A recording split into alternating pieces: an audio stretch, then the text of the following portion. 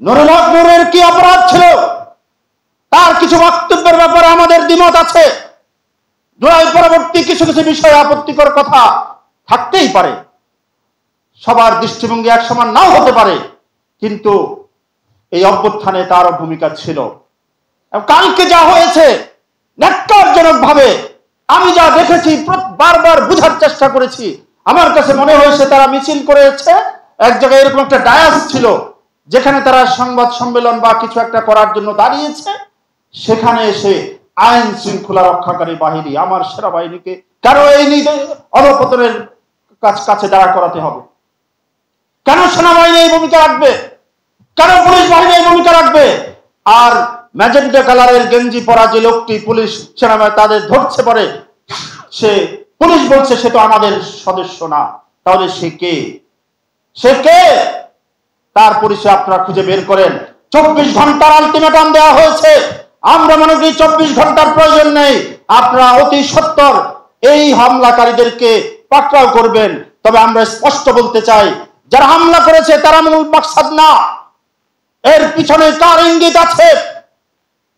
যতদূর থেকে অর্ডার আসুক না কেন, যত নীল নকশায় হোক না কেন, আপনারা জানেন হাজার হাজার কোটি টাকা দিল্লি থেকে বসে এই ফ্যাসিস্টের পলাতক সরকার যারা পালিয়ে গিয়েছে সেখান থেকে বসে ওই সালামের হাজার হাজার কোটি, এটা সালামের টাকা নয়, আমার গরিব দুঃখীর কষ্টে উপার্জিত সম্পদের টাকা এখান থেকে তারা পাচার করেছে, সেগুলো এখন বন্টন করছে।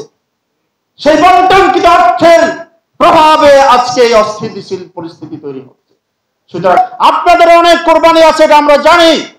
সমস্ত রাজনৈতিক দলের কোরবানির বিনিময়ে এই জুলাই 24 সংগঠিত হয়েছে। 24-এর গণ অভ্যুত্থানটা একটা পূর্ণতা পেয়েছে। পিছনে যদি এই সাহস যোগানো ভূমিকা যদি না থাকতো তাহলে হয়তো এটা সম্ভব হতো না। আমি তো মনে করি 24-এর এই গণ অভ্যুত্থানের ছাত্র জনতা আল্লাহর পক্ষ থেকে ওই অলিয়া এবং আমাদের উদ্ধারকারী হিসাবে তারা সেই ভূমিকা পালন করেছে। 16 বছরের জুলুম নির্যাতনের স্টিম রোলার এই ভূখণ্ডের প্রতিটি মানুষের কলিজায় আঘাত লেগেছে। অভ্যুত্থানের 1 বছর অতিক্রম করে আমরা আজকে হিসাব মিলাতে হচ্ছে আমরা কি পেয়েছি। যারা বারবার ক্ষমতায় এসেছেন, নানা ধরনের সুন্দর সুন্দর বুলি তারা দিয়েছেন, নতুন বাংলা, সবুজ বাংলা, সোনার বাংলার কথা আমরা শুনেছি, সবকিছু ব্যর্থতায় রূপান্তরিত হয়েছে। জনমানুষের প্রত্যাশা বিন্দুমাত্র পূরণ হয়নি। কেন এত ভাগাভাগির প্রয়োজন হলো? রুটিটা তো থাকতে হবে, তারপরে না আপনি ভাগ করবেন আর খেতে পারবেন। গতকাল যা দেখেছি এটা একটা সতর্ক সংকেত। ভয়াবহ পরিস্থিতির সামনে অপেক্ষা করছে। আমি মনে করি রাজনৈতিক দলগুলো এই দায়িত্ব এড়াতে পারবে না, কারণ তাদের এই হিংসা, বিদ্বেষ এবং ভাগাভাগির কারণে আজকে ফ্যাসিস্ট এত বড় সুযোগ গ্রহণ করার সাহস পেয়েছে। আমি দেখেছি সব সাজানো আছে, শুধু লেভেলটা পরিবর্তন হয়েছে। আগে যেভাবে চাঁদা গ্রহণ করা হতো, যত টাকা গ্রহণ করা হতো, এখন তার থেকে পরিমাণ একটু বেড়েছে।